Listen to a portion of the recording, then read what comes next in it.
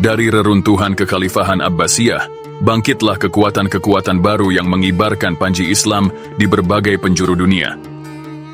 Ketika Baghdad jatuh ke tangan Mongol pada tahun 1258 Masehi, dunia Islam kehilangan pusat kekhalifahannya. Namun kehancuran itu tidak berarti berakhirnya peradaban Islam. Justru dari kehancuran itu, lahirlah 3 kesultanan besar yang akan memegang peranan penting selama berabad-abad berikutnya, yaitu Ottoman, Safawi, dan Mughal. Kesultanan Utsmaniyah atau Ottoman, penaklukan Konstantinopel 1453 oleh Sultan Muhammad Al-Fatih.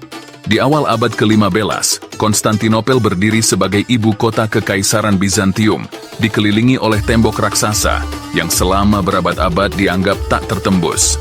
Kota ini memiliki posisi strategis luar biasa, menghubungkan Eropa dan Asia, serta menjadi pusat perdagangan, politik, dan agama Kristen Ortodoks. Namun, pada tahun 1453 Masehi, sejarah berubah selamanya. Seorang pemuda berusia 21 tahun, Sultan Muhammad II dari Kesultanan Utsmaniyah, yang kelak dijuluki Al-Fatih atau Sang Penakluk, memimpin pasukan besar untuk menaklukkan kota tersebut. Muhammad Al-Fatih mempersiapkan pengepungan dengan strategi yang belum pernah digunakan sebelumnya.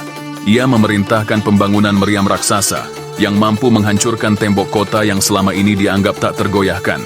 Ia juga memindahkan kapal-kapal Ottoman melalui daratan di atas batang-batang kayu yang dilumuri minyak, melewati bukit dan masuk ke perairan Golden Horn, mengejutkan pertahanan Bizantium dari arah yang tak terduga.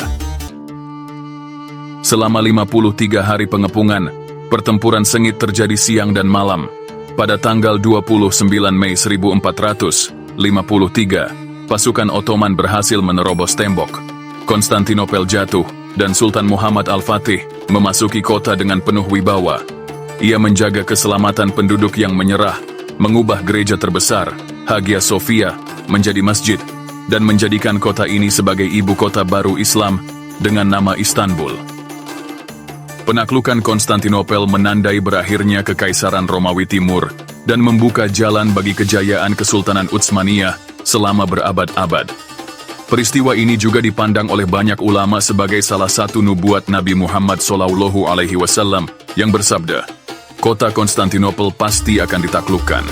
Sebaik-baik pemimpin adalah pemimpinnya, dan sebaik-baik pasukan adalah pasukannya." Hadis riwayat Ahmad Al-Hakim. Dengan kemenangan ini, Muhammad Al-Fatih bukan hanya dikenang sebagai penakluk kota terkuat di dunia saat itu, tetapi juga sebagai pemimpin visioner yang menggabungkan kekuatan militer, kecerdasan strategi, dan nilai-nilai Islam dalam pemerintahannya. Kesultanan Safawi di Persia, munculnya Syiah sebagai mazhab negara. Di awal abad ke-16, di wilayah Persia, yang kini kita kenal sebagai Iran, berdirilah sebuah kerajaan besar bernama Kesultanan Safawi. Dinasti ini didirikan oleh Syah Ismail I pada tahun 1501 Masehi, yang pada usia masih belia telah menguasai seluruh Persia. Berbeda dari kekuasaan Islam lainnya pada masanya, Safawi menjadikan Syiah Itsna Asyariyah, Syiah 12 Imam, sebagai mazhab resmi negara. Keputusan ini membawa perubahan besar dalam sejarah politik dan agama di kawasan tersebut. Sebelumnya, sebagian besar wilayah Persia bermazhab Sunni. Namun Syah Ismail memandang bahwa menjadikan Syiah sebagai mazhab negara akan memperkuat identitas politik Persia, membedakannya dari kekuatan tetangga seperti Ottoman di barat yang bermazhab Sunni dan Mughal di timur yang juga mayoritas Sunni. Safawi tidak hanya membangun kekuatan militer yang tangguh, tetapi juga memperindah negerinya dengan seni, arsitektur, dan perdagangan yang maju. Pada masa Syah Abbas pertama, 1588-1629 Masehi, Safawi mencapai puncak kejayaan. Kota Isfahan berkembang menjadi pusat kebudayaan dunia Islam, dengan masjid-masjid megah seperti Masjid Shah dan Masjid Sheikh Lotfollah, yang dihiasi kaligrafi dan ubin berwarna biru indah. Meski membawa kemajuan di bidang seni dan perdagangan, kebijakan mazhab tunggal ini juga memunculkan ketegangan dengan tetangga Sunni. Pertempuran besar antara Safawi dan Ottoman sering terjadi, terutama di perbatasan Anatolia dan Kaukasus.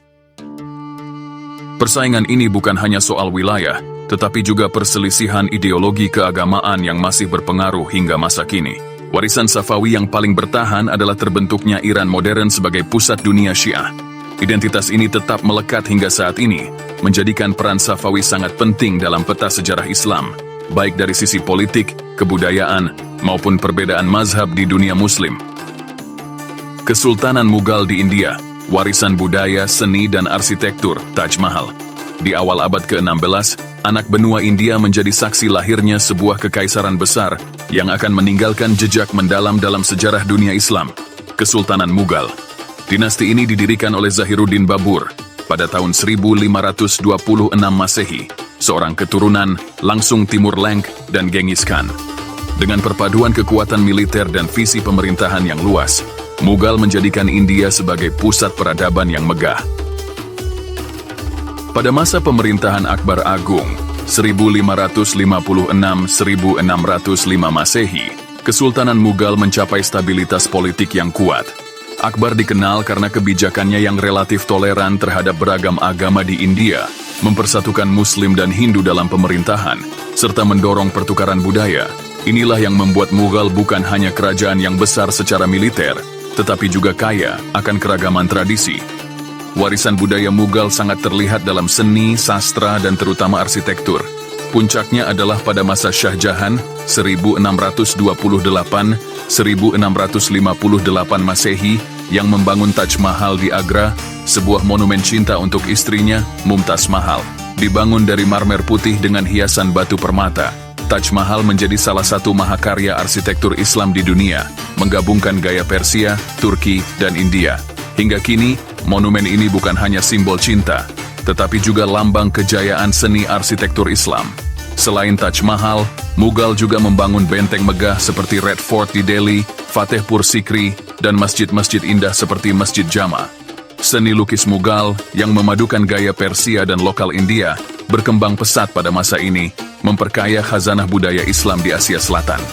Meski akhirnya melemah akibat tekanan internal dan kolonialisme Eropa, Kesultanan Mughal meninggalkan warisan yang masih terasa hingga kini, sebuah perpaduan budaya, seni, dan arsitektur yang menunjukkan bagaimana Islam mampu beradaptasi dengan kearifan lokal tanpa kehilangan identitasnya.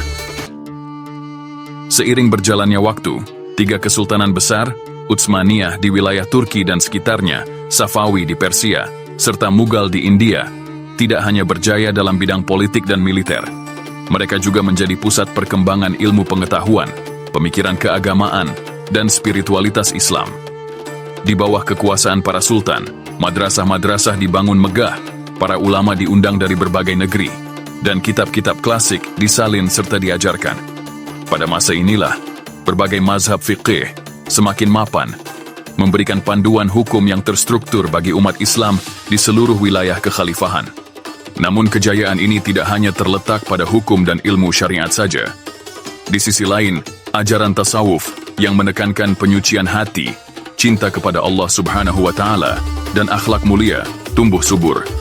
Dari ajaran tasawuf inilah lahir berbagai tarekat yang tersebar luas di dunia Islam. Tarekat-tarekat ini menjadi jembatan antara syariat yang tegas dan kehidupan spiritual yang penuh kelembutan. Pengaruh fikih, tasawuf, dan tarekat yang berkembang di masa ini masih terasa hingga hari ini, membentuk corak keberagamaan umat Islam di berbagai belahan dunia. Mereka tidak hanya mewariskan bangunan megah seperti masjid dan istana, tetapi juga warisan pemikiran dan spiritualitas yang menjadi bagian tak terpisahkan dari peradaban Islam. Begitulah, 3 kekuatan besar, Utsmaniyah, Safawi, dan Mughal, pernah menjadi pilar peradaban Islam di wilayahnya masing-masing. Mereka membentuk wajah dunia selama berabad-abad, meninggalkan warisan tak ternilai dalam politik, budaya, seni, dan ilmu pengetahuan. Namun, sebagaimana roda sejarah terus berputar, kejayaan itu pun perlahan meredup akibat perpecahan internal, tekanan kolonial, dan perubahan zaman. Hari ini, yang tersisa adalah pelajaran berharga, bahwa persatuan ilmu dan akhlak adalah kunci utama untuk membangun kejayaan. Semoga umat Islam di masa kini mampu mengambil hikmah dari sejarah ini dan mengembalikan cahaya peradaban agar kembali menerangi dunia.